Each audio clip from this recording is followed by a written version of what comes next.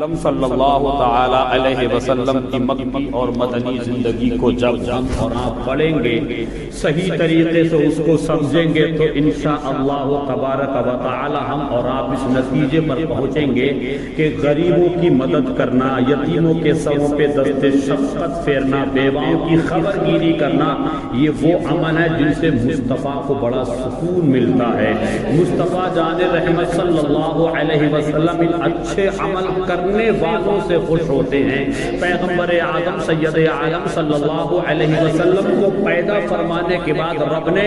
اعلان فرمایا، یوں تو میں نے بہت ساری نعمتیں تمہیں دی، بہت سارے احسانات کیے، لیکن میں نے کبھی کسی نعمت کا ذکر نہیں کیا، میں نے کبھی کسی کام کے لیے اپنا احسان نہیں جتلایا کہ میں نے تمہیں دیکھنے کے لیے آنکھیں دی، میں نے بہت بڑا احسان کیا ہے، چلنے کے لیے پیر دیے، بہت بڑا احسان کیا ہے، بولنے کے لیے زبان دی، بہت بڑا احسان کیا ہے۔ اس طریقے سے اگر ہم اس کے اپنے رب کی نعمتوں کو اور اس کے احسانات کو ہم کمپلیٹ کرنا چاہیں تو میرا یقین ہے کہ ہماری اور آپ کی زندگی کی سانسیں، باتیں، راتیں تو کمپلیٹ ہو سکتی ہیں، مگر رب کی نعمتوں کی لسٹ کبھی کمپلیٹ نہیں ہو سکتی، اور وہ اس لیے کیونکہ خود قرآن مجید میں رب ارشاد فرماتا ہے وَإِن تَعُدُّوا نِعْمَتَ اللَّهِ لَا تُحْصُوهَا، تم اپنے رب کی نعمتوں کی شمار کرنا چاہو، ہرگز تم اپنے رب کی نعمتوں کی لسٹ مکمل کر ہی نہیں سکتے ہو، مگر رب تبارک و تعالیٰ کے تمام احسانات، رب تبارک و تعالیٰ کی تمام نعمتیں ایک طرف رکھ دیجئے، رب نے اپنے حبیب کو ہم میں سے تو پیدا فرمایا ہے، اس احسان کا کوئی جواب نہیں ہے، اس نعمت کا کوئی جواب نہیں ہے، میں نے تمہیں سب کچھ دیا ہے، میں نے اس کا ذکر نہیں کیا ہے، لیکن اب میں یقین کے ساتھ پروردگار عالم قرآن مجید میں ارشاد فرماتا ہے میں نے تمہارے درمیان میں اپنے رسول کو جو پیدا فرمایا ہے، یہ سب سے بڑی نعمت ہے، یہ سب سے بڑا احسان ہے۔ رب کے احسانات کو دیکھو، اس نے ہمیں انسان بنایا، وہ چاہتا تو ہمیں چرندہ بنا دیتا، وہ چاہتا تو ہمیں درندہ بنا دیتا، وہ چاہتا تو ہمیں پرندہ بنا دیتا، 18,000 مخلوق میں سے نہ جانے کون سی مخلوق میں پیدا فرما دیتا، مگر کسی اور مخلوق میں پیدا نہ فرما کر کے انسانوں میں پیدا فرما کے رب نے بہت بڑا احسان فرمایا، اور صرف یہ اتنا بڑا احسان ہی نہیں، اس سے بڑا احسان یہ ہے کہ اس نے انسان بنایا، انسان بنا کے مسلمانوں میں رکھا، کیونکہ انسانوں میں بھی نہ جانے کتنے دھرم کے لوگ ہیں، نہ جانے کتنے مذہب کے لوگ ہیں، رب کا احسان پہلے انسان بنایا اور انسان بنا کے مسلمان بنایا۔ اب اس سے بڑا احسان دیکھو، مسلمانوں میں بھی برساتی میڈکوں کی طرح آئے دن نئے نئے باطل فرقے جنم لے رہے ہیں، نہ جانے کون سے فرقے نے پیدا فرما دیتا۔ رب کا احسان دیکھو، انسان بنایا، انسان بنا کے مسلمان بنایا، اور سب سے بڑا احسان یہ ہے کہ اس نے اپنے حبیب کی امت میں پیدا فرمایا۔ یہ اتنا بڑا احسان عظیم ہے کہ اس نے پیدا ہونے کے لیے، اس نے تشریف لانے کے لیے حضرت موسیٰ کلیم اللہ بھی عریضہ پیش کرتے ہیں، مولا تیرا جو آنے والا محمد ہے نا، بڑی خوبصورتیوں کا مالک ہے، بڑا حسن و جمال کا مالک ہے، بڑی عزت و شہرت و عظمت و رفعتوں کا مالک ہے، مولا کم از کم تو مجھے اپنے حبیب کی امت میں تو پیدا فرما دیتا تاکہ میں فخر سے کہتا کہ میں امت محمدیہ میں ہوں۔ یہ شان ہے امت محمدیہ کی، نبیوں میں جیسے مصطفیٰ کا کوئی جواب نہیں، نبیوں میں مصطفیٰ بے مثال ہے، نبیوں میں مصطفیٰ کی کوئی مثال نہیں، امتوں میں مصطفیٰ کی امت کا کوئی جواب نہیں، نبیوں میں مصطفیٰ کا جواب ہے تو امتیوں میں مصطفیٰ کی ہم گناہگار امت کا کوئی جواب نہیں ہے۔ پیغمبر اعظم سید عالم صلی اللہ تبارک و تعالی علیہ وسلم مکے کی سرزمین پر تشریف لائے، بچپنا سنیں گے تو پتہ چلے گا، جوانی پڑھیں گے تو پتہ چلے گا، پیغمبر کی مکی اور مدنی زندگی دیکھے تو صحیح، جنہوں نے مصطفیٰ پر پتھر مارے تھے، جنہوں نے مصطفیٰ کو گالیاں دی تھی، مصطفیٰ نے ان کو اپنے سینے سے لگایا تھا۔ یہی مکے کی سرزمین ہے، بازار سے گزر رہے ہیں، ایک بوڑھی ضعیف عورت، اس زمانے میں اگر کسی کے شوہر کا انتقال ہو جاتا تھا تو ایک بیوہ کو زندگی گزارنا بہت بڑا چیلنج ہوا کرتا تھا، بہت زندگی اس کی دشوار ہو جایا کرتی تھی۔ اس زمانے میں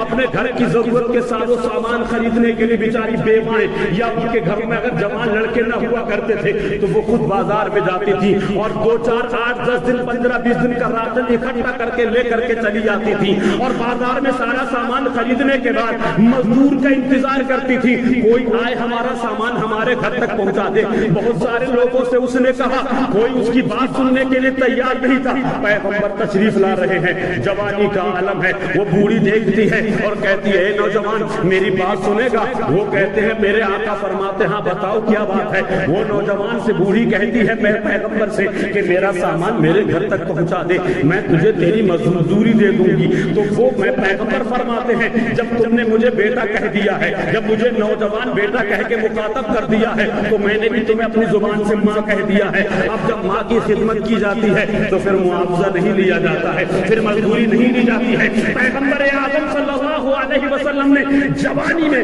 اس کا سارا سامان اپنے کاندھے پہ رکھ دیا ہے اور آگے آگے تشریف لے جا رہے ہیں۔ پیغمبر اعظم سید عالم صلی اللہ علیہ وسلم کے درمیان میں گفتگو بھی ہوتی تھی، بیٹا کہاں رہتے ہو، کیا نام ہے؟ آقا فرماتے ہیں تمہیں اپنے کام سے مطلب ہے، میں کہاں رہتا ہوں، میں کیا کرتا ہوں، اس کے چکر میں آپ نہ پڑیے گا، میں آپ کا کام کرنے کے لیے، آپ کی خدمت کرنے کے لیے تیار ہوں۔ اس بوڑھی ضعیفہ کے مکان کے دروازے پر پیغمبر نے سارا سامان وہاں لے جا کر رکھ دیا۔ اب رکھنے کے بعد وہ بوڑھی کہتی ہے بیٹا تو تھک گیا ہے، تو پریشان ہو گیا، اتنی دھوپ میں تو نے اتنا پریشانیوں کا سامنا کیا ہے، بیٹھ جا تھوڑی دیر، لے کم سے کم کچھ تو میری طرف سے نذرانہ رکھ لے۔ پیغمبر فرماتے پھر تیرے اور میرے بیچ میں ماں بیٹے کا رشتہ معنی ہی کیا رکھتا ہے؟ نہیں نہیں، آپ سکون میں رہو، آپ پریشانیوں کا سامنا مت کرو، میں تو لوگوں کی پریشانیاں دور کرنے کے لیے آیا ہوں۔ اب وہ چلتے وقت کہتی ہے مکے میں اتنا حسین و جمیل نوجوان تو میں نے آج تک دیکھا نہیں ہے، اے نوجوان یہ بتا کہاں رہتا ہے؟ سارا معاملہ پھر پوچھنے کی کوشش کی، پھر پیغمبر فرماتے پھر تم نے وہی سوال کر دیا۔ اچھا وہ کہتی ہے ٹھیک ہے سن، ایک نوجوان لڑکا پیدا ہوا ہے اسی مکے میں، اس نے اپنے نئے دین کا پرچار کیا ہے، اس کا نام محمد ہے۔ لوگوں کے حالات یہ ہیں کہ جو ان کی بات سنتا ہے ان کا دیوانہ بن جاتا ہے، جو ان کے پاس بیٹھتا ہے ان کا پروانہ بن جاتا ہے، نہ جانے اس کی زبان میں کیا تاثیر ہے، اپنے تو اپنے بیگانے دیکھتے ہیں یا اس کی آواز کو سنتے ہیں تو اس کا کلمہ پڑھ کے مسلمان ہو جاتے ہیں۔ اے نوجوان مکے میں تجھ سے زیادہ شریف آدمی میں نے دیکھا، مکے میں تجھ سے زیادہ محنت کرنے والا بندہ میں نے کوئی نہیں دیکھا ہے، مجھے خطرہ ہے، مجھے ڈر اس بات کا ہے کہ اس محمد کا جادو معاذ اللہ کہیں تیرے دل پہ اثر نہ کر جائے، اس لیے تو ہوشیار ہو جا، تو خبردار ہو جا، اس کے پاس مت جانا۔ سنا ہے کہ وہ جس کے پاس جاتا ہے یا جو اس کے پاس جاتا ہے اس کا کلمہ پڑھ کے مسلمان ہو جاتا ہے۔ اب پیغمبر پوچھتے ہیں اے بوڑھی ضعیفہ بتاؤ کیا تم نے اس محمد کو دیکھا بھی ہے، اس کو جانا بھی ہے، اس کو جانچ پڑتال بھی کیا ہے، اس کو پہچانا بھی ہے کہ نہیں پہچانا ہے؟ تو کہتی ہے میری خواہش ہی نہیں ہے کہ میں اس کو دیکھوں جو میرے معبودان باطلہ کے خلاف بولتا ہے، میں اس کو دیکھنے کی تمنا ہی نہیں رکھتی ہوں جو میرے لاکھ حبل اور عزا کی برائیاں کرتا ہے، وہ اپنے جو جس کی عبادت کرتا ہے وہ اس کا ہی اعلان کرتا ہے، وہ اپنا ہی پرچار کرتا ہے۔ پیغمبر نوجوانی کے عالم میں ارشاد فرماتے ہیں تم نے اس کو دیکھا نہیں، تم نے اس کو سمجھا نہیں، تم نے اس کو پہچانا نہیں۔ اب پیغمبر پوچھتے ہیں اچھا ایک بات بتاؤ ایمانداری سے، کیا وہ جس کے بارے میں تم بات کرتی ہو انہوں نے کبھی کسی کو پریشان کیا، انہوں نے کسی کی حق تلفی کی، انہوں نے کسی کو گالیاں دی، ان کو کسی نے مارا، انہوں نے کسی کو مارا، انہوں نے کسی کے ساتھ زیادتی کی ہو تو بتا؟ تو پھر بوڑھی کہتی ہاں یہ بھی سچ ہے، جیسے یہ سچ ہے کہ وہ اپنے آپ کو نبی اللہ کا رسول ہونے کا اعلان کرتے ہیں اس سے کہیں زیادہ یہ سچ ہے انہوں نے آج تک کسی کا دل نہیں دکھایا ہے، انہوں نے آج تک کسی کی دل آزاری نہیں کی ہے، انہوں نے آج تک کسی کو پریشان نہیں کیا ہے۔ ان کے بارے میں تو یہ سنا ہے جو جاتا ہے روتا ہوا ہنستا ہوا چلا آ رہا ہے، کیونکہ وہ درباری کچھ عجیب و غریب شان کا مالک رہا کرتا ہے۔ پیغمبر نوجوانی کے عالم میں ارشاد فرماتے ہیں اے بوڑھی ضعیفہ جس نوجوان کے بارے میں تم مجھے آگاہ کر رہی ہو وہ نوجوان کوئی اور نہیں، میں خود محمد محمد ابن عبداللہ۔ اب جب بوڑھی ضعیفہ نے اتنا سنا کہ یہ محمد ابن عبداللہ ہیں تو پھر مکے کے لوگ جھوٹ بول رہے ہیں، مکے کے لوگ غلط فہمی کا شکار ہیں، مکے کے لوگ مکاری کر رہے ہیں، مکے کے لوگ محمد کو سمجھ نہیں پا رہے ہیں، اور جس نے محمد کو سمجھ لیا ہے، سلمان فارس سے آئے تھے، مصطفیٰ کو دیکھا تو کلمہ پڑھ کے مسلمان ہو گئے، بلال حبشی کو کوئی جانتا نہیں تھا، مصطفیٰ کی اخلاق کریمانہ زندگی دیکھی تو ہی بلال حبشی کلمہ پڑھ کے مسلمان ہو جاتے ہیں۔ یہ وہ دربار ہے جس کے بارے میں کسی نے کہا تھا کہ جب تک بکے نہ تھے تو کوئی پوچھتا نہ تھا، تم نے خرید کے ہمیں انمول کر دیا۔ پیغمبر فرماتے ہو کوئی اور دوسرا محمد ابن عبداللہ نہیں ہے، وہ میں ہوں محمد ابن عبداللہ جس کے بارے میں آپ کے ذہن میں لوگوں نے غلط فہمیاں پھیلا رکھی ہے۔ اب وہ کہتی ہے کہ جب تم محمد ابن عبداللہ ہو تو میرا دل کہتا ہے کہ تم کبھی جھوٹ بول ہی نہیں سکتے ہو، کیونکہ جو نبی ہوتا ہے وہ جھوٹ بولتا ہی نہیں۔ یہ ہے شان میرے آقا سید عالم صلی اللہ تعالی علیہ وسلم کی۔ بزرگوں، دوستوں، نوجوان ساتھیوں، مصطفیٰ کا کردار، مصطفیٰ کی اخلاقانہ زندگی، مصطفیٰ کی کریمانہ زندگی، مصطفیٰ کی مکی اور مدنی زندگی کو پڑھیے، اس کو سمجھیے اور اس کو اپنی زندگی میں، اپنی زندگی میں اس کو کیچ کر کے اور مصطفیٰ کے بتائے ہوئے اصول و قواعد کے مطابق آپ زندگی گزار کے دیکھیں تو صحیح۔ آج پوری دنیا کا کفر اور شرک متفق و متحد ہو کر ایک پلیٹ فارم پہ جمع ہو کر کے اسلام کی جڑیں اکھاڑنے کی ناپاک کوششیں کر رہا ہے، مسلمانوں کو ختم کرنے کی ناپاک کوششیں کر رہا ہے۔ مسجدوں، مدرسوں، مزارات و قبر، یعنی تمام جو چیزیں جہاں سے دین کا کام ہوتا ہے، جہاں سے مصطفیٰ کا عشق کا سبق لیا جاتا ہے، ان تمام درسگاہوں پر ختم کرنے کی ناپاک کوشش چل رہی ہے۔ اگر ساری دنیا نے ایڑی چوٹی کا زور لگا کر کے پوری دنیا کے کفر اور شرک نے ایک ہو کر کے تمہیں مٹانے کی کوشش کر ہی لی ہے، تمہارا خاتمہ کرنے کی کوشش کر ہی لی ہے، تو ان کا جو کام ہے ان کو کرنے دو، لیکن تم بھی اپنی ذمہ داری سمجھو، تم بھی یہ کہہ دو، پیمان کرو کہ دنیا ہمیں مٹانے کی کوشش کرتی ہے تو کرنے دے، لیکن ہم بھی اللہ کے گھر میں آج یہ عزم مصمم کرتے ہیں، یہ عہد و پیمان کرتے ہیں کہ بلبل سے بہرحال نشیمن نہ چھٹے گا، برقے تپا کے خوف سے گلشن نہ چھٹے گا، ماحول گرچہ اپنے یہ موافق ہی نہیں ہے، سرکار مگر آپ کا دامن نہ چھٹے گا۔ تم بھی ایک عزم مصمم کرو، تم بھی ہمتوں کا مظاہرہ کرو، تم سے یہ نہیں کہا جا رہا لاٹھی ڈنڈے لو روڈ پہ چلے جاؤ، تم سے یہ نہیں کہا جا رہا میدان کارزار میں کود پڑ نہیں، تم سے اسلام صرف یہ ڈیمانڈ کر رہا ہے،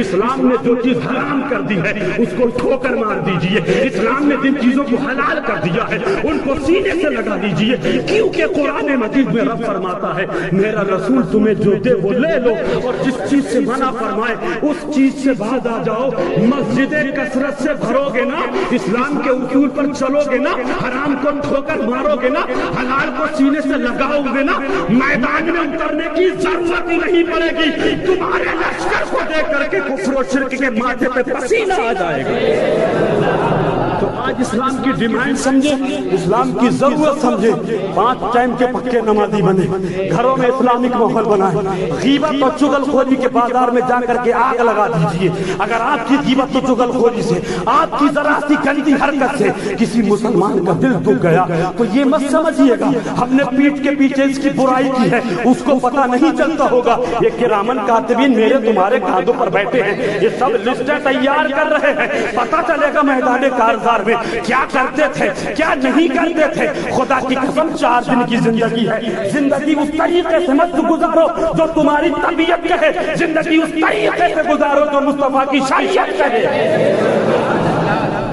چھوٹا ہو بڑا ہو امیر ہو غریب ہو مزدور ہو مالک ہو، اپنی دل کی عطا گہرائی سے، تمہارے قول فعل اور عمل سے، تمہاری زندگی کے کسی بھی نقطۂ عمل سے کبھی کسی مسلمان کا دل نہیں دکھنا چاہیے، کیونکہ حضرت علی کا قول میں نے جلوس سے محمدی میں بھی بتایا تھا، فرماتے ہیں کفر اور شرک کے بعد سب سے بڑا اگر کوئی گناہ ہے تو وہ ہے کسی کا دل دکھانا، اور وہ دل چاہے مومن کا ہو یا پھر کافر کا ہو۔ اس لیے بزرگوں نوجوان साथियों, इस्लाम को समझो और इस्लाम के उसूल कवायद को समझो, इस्लाम के रूल्स को फॉलो करो और वो काम करो जिस काम से मेरा रब खुश हो जाए, रब का हबीब खुश हो जाए। वो काम मत करो जो रब और रब के रसूल की नाराजगी का सबब बन जाए। अगर मेरा रब नाराज हो गया, रब के रसूल नाराज हो गए, सारी मखलूक को तुम राजी करते रहियो, सबको मनाते रहियो, सबको सजाते धजाते रहियो, कुछ मिलने वाला नहीं है। मैं एक लफ्ज और कह करके अपनी बात को खत्म कर दूं,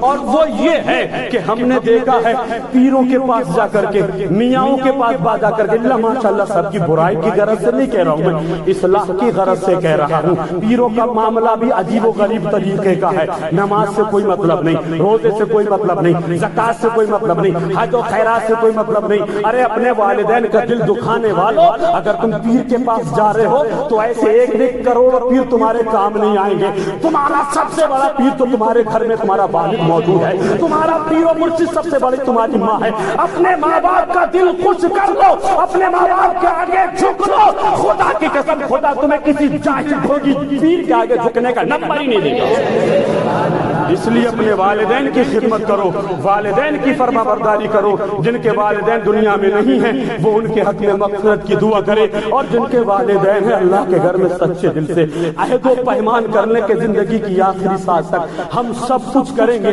लेकिन बाप का दिल नहीं दुखाएंगे, माँ का दिल नहीं दुखाएंगे। बाप का मकाम बहुत बुलंद है, माँ का मकाम बहुत बुलंद है। मुस्तफा फरमाते माँ के कदमों के नीचे अगर अल्लाह ने जन्नत रखी है तो बाप को जन्नत के बीचों बीच का दरवाजा बनाया है। माँ को भी राजी करना है अगर जन्नत में जाना है, और बाप को भी राजी करना है। इसलिए भाइयों, इस्लाम को समझो। अब तक नौजवान अपने वालिदैन का दिल दुखा चुके हो तो मेहरबानी करें, वालिदैन से माफी कराने में रोना झगड़ना नहीं है, कोई परेशानी नहीं है। दिल से आप एक बार अपनी माँ के पास जाके बोले तो सही, माँ मेरा दिल दुख गया हो तो मुझे, मेरी वजह से तेरी तकलीफ बड़ी हो तो मुझे माफ कर। एक बार बाप के सीने से लग के आप अपने दिल की अता गहराई से अपनी गलतियों का एतराफ तो करो। अरे तुमसे कहीं ज्यादा तुम्हारा बाप और तुम्हारी माँ का दिल धड़कता होगा कि कब मेरा बेटा आए और अपनी गलतियों का इकरार करे, मैं इसको सीने से लगा के माफ कर दूं। जब तुम्हारा बाप, जब तुम्हारी माँ तुम्हें माफ कर देगी तो वो दिल की अता गहराई से दामन उठा करके रो रो के दुआएं करेंगे, मौला मैं अपने बेटे से राजी हो गया, अब तू भी मेरे बच्चों से राजी होगा। इसलिए भाइयों समझो, गौर फिक्र करो। हालात बहुत ज्यादा खराब होते जा रहे हैं। माँ बाप का दिल दुखा के लखपति करोड़पति बन तो सकते हो, लेकिन खुदा की कसम अच्छे मोमिन नहीं बन सकते, अच्छे मुसलमान नहीं बन सकते। तुम अपनी जिंदगी का मामूल बना लो। हम सुबह को कारोबार जाएंगे, अल्लाह की इबादत करेंगे और माँ बाप का चेहरा देखेंगे। नबी फरमाते हैं मोहब्बत की निगाह से माँ बाप का चेहरा देखना हज मबरूर का सवाब भी मिलता है। हम इसी को तो कहते हैं, सिर्फ माँ बाप के चेहरे को देखना जब हज का सवाब है। अगर उनके कहने पर चलेंगे तो ना जाने हम रोजाना कितने हज करने का सवाब पाते रहेंगे। इसलिए भाइयों, अल्लाह उसके रसूल की फरमाबरदारी भी जरूरी है, और उसके साथ साथ अपने वालिदैन का दिल मत दुखाइए, उनको खुश करने की कोशिश कीजिए। अगर किसी ने दिल दुखा दिया है, वक्त अभी ज्यादा नहीं है, आप जाएं अपने वालिदैन के कदमों में गिर जाएं, मुझसे गलती हो गई, मुझे माफ फरमा दीजिए। इतना मजबूत पत्थर दिल माँ और बाप का अल्लाह ने बनाया ही नहीं है कि तुम जाओ और रोके गिड़गिड़ाओ, बोला मेरे वालिद मुझे माफ कर दो, वो माफ ना करे, हो ही नहीं सकता। शर्त ये है कि तुम सच्चे दिल से अपनी गलती का इकरार करके देखो तो सही। खुदा की कसम, बाप जब तुम्हें सीने से लगाएगा ना, माँ जब तुम्हें सीने से लगाएगी, दुनिया की किसी भी जगह पर तुम्हें वो सुकून नहीं मिल सकता जो माँ के सीने से लगने के बाद मिलता है, जो बाप के सीने से लगने के बाद मिलता है। इसलिए अल्लाह की इबादत करो, रसूल हाशमी की फरमाबरदारी करो, इस्लाम के उसूल क़वाइद पर भी अमल करो, और गीबत और चुगलखोरी से किसी मोमिन की दिल आज़ारी मत करो। सारी इबादतें यही धरी की धरी रह जाएंगी अगर किसी का दिल दुखा के तुम चले गए हो। इसलिए दुआएं करो, मौला जिनके वालिदैन नहीं है उनके वालिदैन की बख्शिश फरमा, और जिनके वालिदैन मौजूद हैं माना उनको लंबी लंबी उम्रें अता फरमाए, और उनके बच्चों को अपने अपने वालिदैन की इताअत और फरमाबरदारी करने की हिम्मत और तौफीक नसीब फरमाए। अस्तगफिरुल्लाह रब्बी मिन कुल्लि ज़ंबि व अतूबु इलैह। सिद्क़ दिल से कलमा तय्यबा पढ़ ले, अशहदु अल्ला इलाहा इल्लल्लाह व अशहदु अन्ना सय्यदना मुहम्मद